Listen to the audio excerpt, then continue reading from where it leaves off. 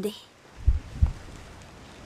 నేను అబద్ధం అనుకున్నాను, నువ్వు నిజమే చెప్పావు. నేను ఎప్పుడూ నిజమే చెప్తాను. నీ మట్టి బుర్రకి ఇప్పుడే అర్థమైంది.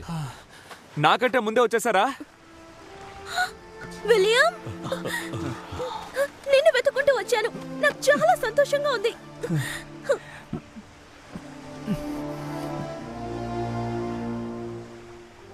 నువ్వు ఇక్కడికి ఎలా వచ్చావు?